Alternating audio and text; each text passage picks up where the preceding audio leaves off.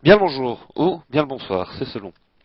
Je me propose de faire un petit tuto par rapport à la manière dans laquelle je podcast en vidéo. Vous avez été plusieurs à me demander comment je faisais et je pense que ça peut être intéressant parce que je commence à automatiser un petit peu mes productions et voilà, pour ceux que ça branche, de savoir un petit peu comment il y a moyen de produire de la vidéo et de balancer ça sur votre blog, sur votre site. C'est pas très chinois mais il faut pouvoir suivre certaines étapes qui sont importantes, notamment au niveau qualité d'encodage. Voilà. Alors, comment est-ce que je procède? Tout simplement, d'abord, je vous présente la caméra avec laquelle je fais ça. C'est une caméra à disque dur. C'est les Verio GZ575 de chez JVC. Elle fait 30 Go 40 Go pardon, de disque dur, ce qui a l'avantage par rapport à une caméra qui est à mini DV par exemple, où là je n'ai pas de bande. Donc j'ai juste des fichiers, ce qui fait que quand je vais l'allumer, je précise que je travaille sous MacBook Pro, ce qui est assez important puisque tous les softs que je vais utiliser forcément ne tournent que sur Mac, ou presque. Il y en a d'autres qui existent aussi sous PC, mais voilà, moi je vous propose de le faire sous Mac. J'ai un écran qui apparaît, qui me demande si je veux me connecter à l'appareil. Je dis OK, lecture sur PC. Et donc là, en fait, il va être reconnu directement comme un disque dur externe qui se rajoute, on le voit ici. En principe, il va même lancer iPhoto, puisque je sais prendre des photos avec la caméra.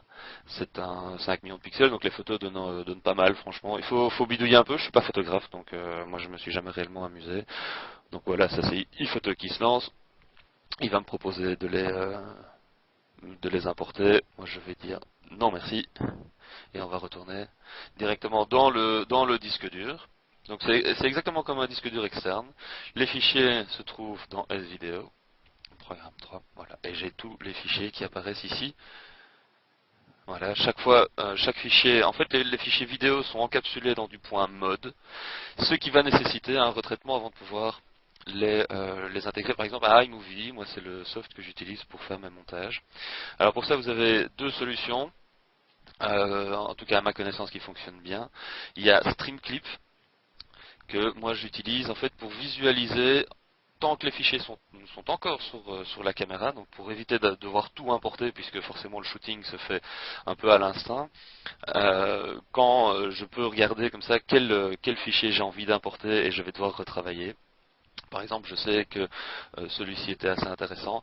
Je vais donc l'ouvrir avec StreamClip. StreamClip qui nécessite d'avoir un codec supplémentaire, c'est le codec MPEG-2 de QuickTime, qui est un codec payant à une vingtaine d'euros que vous pouvez choper bien sûr, sur l'Apple Store. Il est fourni avec. Voilà, et donc là j'ai une prévisualisation en quelque sorte de mon fichier. Vous voyez que c'est fort lagué forcément, puisqu'il n'y a pas encore eu de décodage au-dessous. Ce qui est intéressant, c'est que là, voilà, le point mode est désencapsulé et donc je peux voir la séquence et je peux entendre et voir ce qui me plaît bien. En l'occurrence, je sais que ce fichier-ci, je veux le retravailler. Ok, donc il est bon. Je vais donc le sélectionner et ouvrir le soft que moi j'utilise pour mon réencodage qui s'appelle Visual Hub. Visual Hub qui est vraiment un très chouette soft, payant aussi, il est en version gratuite mais vous ne pouvez réencoder que 2 minutes de vidéo, ce qui est un peu short dans mon cas. Et donc voilà le Visual Hub qui s'ouvre, vous voyez qu'il y a plein de possibilités pour pouvoir réencoder tout ça. Il y a iTunes, avec même l'iPhone qui est déjà dedans, l'Apple TV, enfin voilà, vous pouvez choisir vraiment tous vos réglages pour pouvoir réencoder ça en PSP, format DV, format DVD, en AVI, en WMV, c'est-à-dire le format Microsoft, en MPEG et même en Flash. Voilà, moi ce que je choisis c'est le MPEG 4 parce que iMovie réencode en MPEG 4. Et donc c'est intéressant de pouvoir le mettre dedans. Petite chose non négligeable, si vous avez plusieurs Mac à la maison, c'est l'encodage en Xgrid qui permet, quand vous avez plusieurs fichiers à réencoder à la volée, vous cochez cette application ici, Xgrid, ce qui va permettre en fait... Ah, ça c'est Twitter, bonjour Twitter. Ce qui va permettre en fait d'encoder en fait vos vidéos à la volée sur tous vos processeurs. C'est-à-dire que moi j'ai un G5 à la maison aussi, avec le MacBook Pro ici, et bien j'ai 8 processeurs qui vont se mettre à tourner en même temps. C'est assez formidable comme mode de réencodage. Euh, Ça va très vite, c'est très fort, on entend les deux machines qui se mettent à turbiner à plein régime et ça marche très bien. Donc voilà, je disais donc ce fichier-ci, le, euh, donc le 77, je tout simplement drag and drop dedans, je définis l'endroit où, où je veux que le fichier final se mette, je vais le mettre sur le bureau. Et alors, très important, c'est, bon, 320 pixels de large, moi je suis un peu obligé de le refaire quand je veux le rebalancer dans iMovie, parce que sinon, je vais me retrouver avec du format 16:9, puisque la caméra shoot en 16:9. Mais iMovie n'aime pas beaucoup le 16:9 et ne fait pas ça correctement, et donc, in fine, je serai quand même obligé de sortir d'iMovie avec du 320 x 240, et je préfère le faire à l'origine. C'est beaucoup plus pratique comme ça, parce que Visual Hub est beaucoup plus puissant en termes d'encodage que iMovie. Je règle donc mes settings, je vais le demander une très bonne qualité. Et alors, très important à faire, c'est d'aller désentrelacer la vidéo. Parce qu'on l'a vu dans la prévisualisation sur StreamClip, voilà, la qualité est bien meilleure quand on désentrelace ces fichiers-là. Je pense que ça a à voir avec la HD, mais je n'en suis pas certain. En tout cas, si je ne le fais pas, je me retrouve avec des lignes dans ma vidéo et elle est inexploitable. Donc toujours bien désencapsuler. Voilà, et puis je fais démarrer. Et on va attendre que le fichier s'encode complètement. En principe, il met très peu de temps pour le faire, par rapport en tout cas à StreamClip. StreamClip qui fonctionne déjà pas mal. Donc StreamClip fait exactement la même chose que Visual Hub, vous avez le choix entre les deux. Mais moi, l'expérience me dit que Visual Hub est quand même vachement meilleur. Donc voilà. Voilà, la conversion est donc terminée. Ça a pris 16 minutes 37, on le voit, pour un fichier qui à l'origine fait 8 minutes. Donc il faut compter plus ou moins le double de temps pour l'encodage. C'est pas super rapide, mais enfin au moins il le fait bien. Le fichier d'origine faisait quasiment 300 mégas et le fichier auquel j'arrive in fine en fait 50. Il se trouve donc ici sur mon bureau. Si je le prends et que je l'ouvre, voilà en gros ce que ça donne.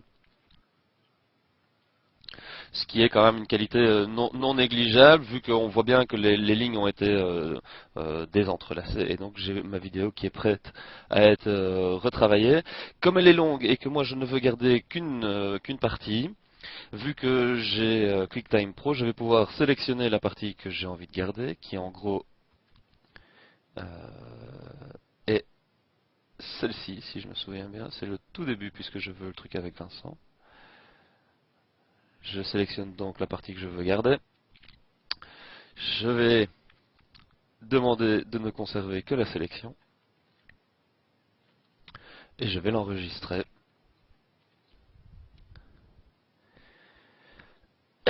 Il me demande si je veux le garder. Bon, voilà, il ne fera plus que 4 mégas, ce qui est quand même non négligeable à partir du moment où je vais devoir le rebalancer dans iMovie. iMovie que je vais aller appeler tout de suite. Voilà. Donc c'était consacré au Yulbis de Bruxelles avec la réaction de Vincent. J'avais donc gardé mes différentes intros que je voulais mettre dedans. Et puis tout simplement, je vais prendre mon fichier et je vais le mettre. Ah, attendez, ce n'est pas celui-là, puisqu'il a été ici dedans. Voilà. Et je le mets dedans. Il va me l'importer maintenant. En principe, sans trop de difficultés. Il ne fait que 4 mégas, donc en principe, ça devrait encore aller assez vite. Mais iMovie étant iMovie, ça reste quand même. Ça reste quand même assez lent, c'est pour ça que je le retravaille, enfin que je le découpe à la base avant de l'importer, sinon ça prend vraiment des plombes. Je ne sais pas pourquoi d'ailleurs. Voilà, une fois que mon fichier a été inséré dans iMovie, je le prends et je drag and drop, je fais mon petit montage pour être certain qu'il soit bon. Je vais donc faire mes petits fondus. Hop, un petit fondu ici.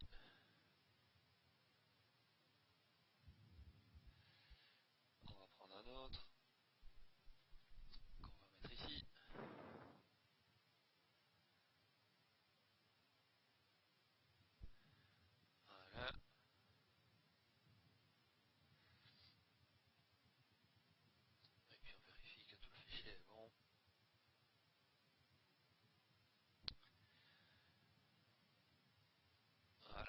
le fichier est bon. J'enregistre mon projet.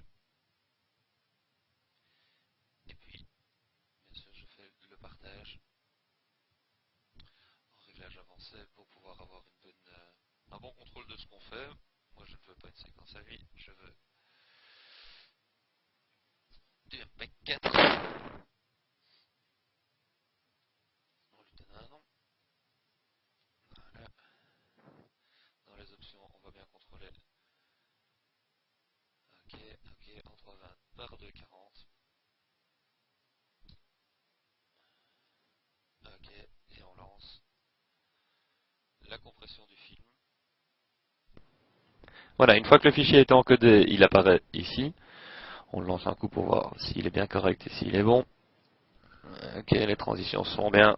Et à la fin aussi. Nickel. Il est prêt à être envoyé sur le serveur vidéo que moi j'utilise, qui est celui de Vpod TV, qui a le gros avantage de fournir un accès en FTP. Et donc je sélectionne mon fichier, il fait plus qu'un méga 8. Vous voyez, on passe de 50 mégas au départ à 4 méga 8 quand j'ai sélectionné. Une fois qu'il est retravaillé, il est à 1,8 mégas. Et puis on l'envoie sur le serveur de Vpod.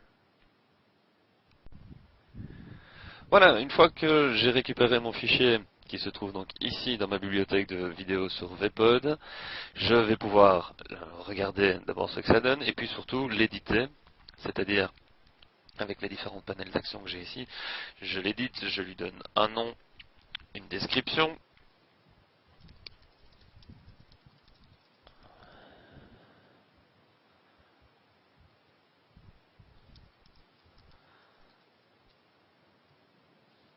Je mets des tags, par exemple ceci.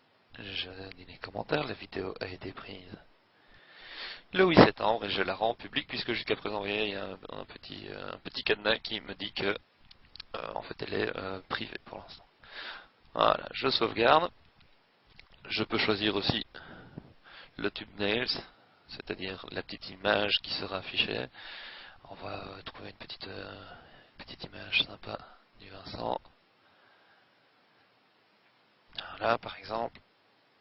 Je sauvegarde. Et puis je vais aller récupérer le code pour pouvoir le mettre tout simplement sur mon blog. Voilà, et donc le code il se trouve ici, embedded. Voilà, je sélectionne le code et j'ouvre mon éditeur de blog, en l'occurrence Scriptfire, qui est vraiment le truc le plus simple que moi j'ai trouvé pour pouvoir bloguer. Je lui mets un titre, c'est les vidéos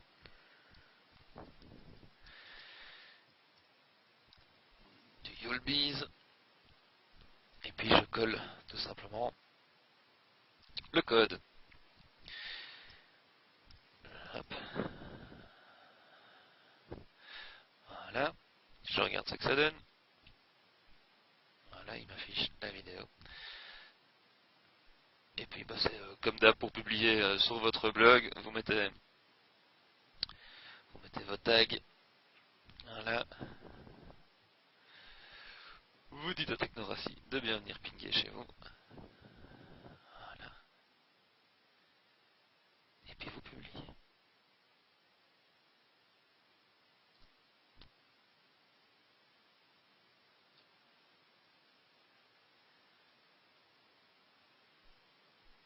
Voilà. On ferme l'éditeur.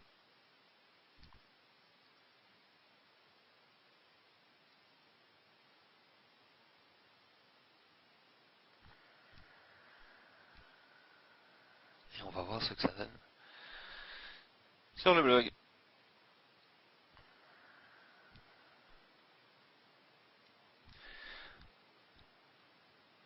Et voilà.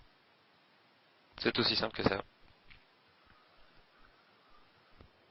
Voilà, bien, j'espère que ce petit tuto vous aura plu, qu'il vous donnera envie de vous lancer vous aussi dans la production de podcasts vidéo. C'est pas super chinois, mais c'est clair qu'il faut bidouiller un peu, il faut découvrir votre machine et pouvoir en tirer le meilleur. Moi voilà, c'est pas du matériel de pro, mais ça commence à y ressembler tout doucement.